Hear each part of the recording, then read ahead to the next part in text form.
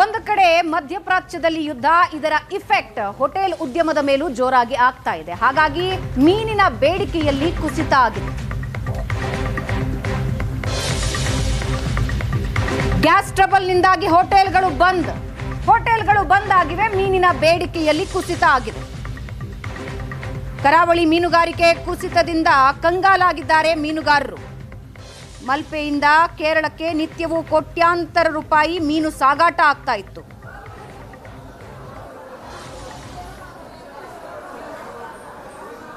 ಕೇರಳದಲ್ಲೂ ಹೋಟೆಲ್ಗಳು ಬಂದ್ ಆಗಿವೆ.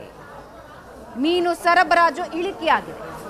ಮೀನು ಖರೀದಿಯಲ್ಲಿ ಕುಸಿತ ಆಗಿದೆ.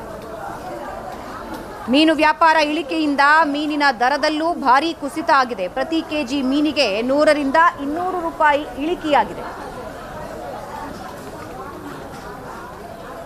ಕಮರ್ಷಿಯಲ್ ಗ್ಯಾಸ್ ಸಿಲಿಂಡರ್ ಸರಬರಾಜು ನಿಂತ ನಂತರ ಹೋಟೆಲ್ ಉದ್ಯಮ ಅನ್ನುವಂಥದ್ದು ಸಂಪೂರ್ಣ ಕುಸಿತ ಆಗಿದೆ.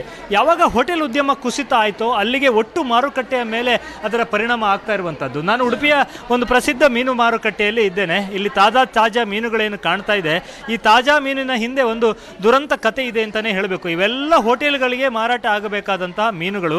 ಆದರೆ ಹೋಟೆಲ್ ಬಂದ್ ಆದ ನಂತರ ಯಾವುದೇ ಮೀನು ಕೂಡ ಹೋಗ್ತಾ ಇಲ್ಲ, ವಿಕ್ರಯ ಆಗ್ತಾ ಇಲ್ಲ. ಇದರ ಪರಿಣಾಮ ಮಾರುಕಟ್ಟೆಯ ಮೇಲೆ ಆಗಿರುವಂಥದ್ದು. ಪ್ರತಿಯೊಂದು ಮೀನಿನ ದರದಲ್ಲಿ ಪ್ರತಿ ಕೆಜಿಗೆ 100 ರಿಂದ 200 ರೂಪಾಯಿವರೆಗೆ ದರ ಇಳಿಕೆ ಆಗಿದೆ. ಇದು ಸಾಮಾನ್ಯ ಗ್ರಾಹಕರು ತಿನ್ನುವ ಅಥವಾ ಬಳಸುವ ಮೀನುಗಳಲ್ಲ. ಹೋಟೆಲಿಗೆ ಅಂತಲೇ ಎಸ್ಪೆಷಲಿ ಹೋಗುವಂಥ ಮೀನುಗಳೇ ಸಾಕಷ್ಟಿವೆ ಇದರಲ್ಲಿ.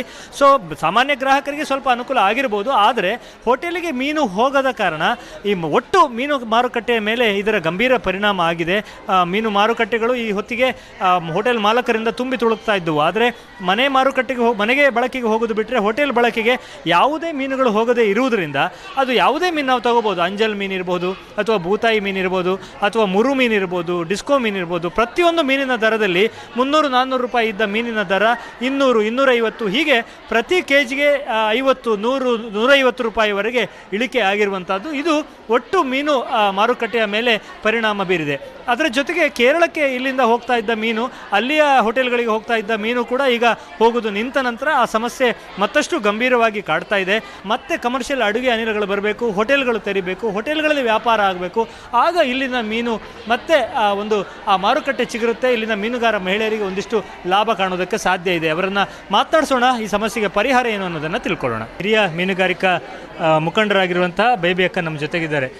ಹೇಗೆ ಈಗ ಹೋಟೆಲ್ನ ವ್ಯಾಪಾರವೇ ಇಲ್ಲ ಅಂತ ಆಗಿದೆ, ನಿಮ್ಮಲ್ಲಿ ಯಾವಾಗಲೂ ಹೋಗುವ ಮೀನಿಗೆ ಹೋಗ್ತಾ ಇಲ್ಲ, ರೇಟ್ ಎಲ್ಲ ಎಷ್ಟಿತ್ತು, ಎಷ್ಟಾಗಿದೆ, ಏನೆಲ್ಲ ತೊಂದರೆ ಆಗ್ತಾ ಇದೆ ನಿಮಗೆ? ಇದರಲ್ಲಿ ಈಗ 100 ರೂಪಾಯಿ ಕಮ್ಮಿ ಆಯಿತು, ಒಂದು 50 ರೂಪಾಯಿ ಕಮ್ಮಿ ಆಗ್ತಿದೆ. ಕೆಲ ಸಣ್ಣ ಮೀನಲ್ಲಿ ಒಂದು 20 ಈಗ ಆಗ್ತದೆ. ಆದರೆ ಕಮ್ಮಿ ಆದರೆ ಅಡ್ಡಿಲ್ಲ. ನಾವು ಈಗ ತುಂಬ ತರೋದು, ಸ್ವಲ್ಪ ತರೋದು ಇಲ್ಲಿ ವ್ಯಾಪಾರನೇ ಆಗೋದಿಲ್ಲ. ಹೋಟ್ಲಿದವರು ಬಂದರೆ ನಮಗೆ ಮೀನಿಗೆ ವ್ಯಾಪಾರ ಮಾಡಲಿಕ್ಕೆ ಸಾಧ್ಯ ಇಲ್ಲ. ಈ ಲೋಕಲ್ದವರು ಬಂದು ಸ್ವಲ್ಪ ಎಲ್ಲೆಲ್ಲ ಮೀನು ತಗೊಂಡು ಹೋಗ್ತಾರೆ. ಇಲ್ಲಿ ಬರೋದು ಹೋಟ್ಲಿದವರು ಜಾಸ್ತಿ. ಆದರೆ ಇಲ್ಲಿ ಬರೋ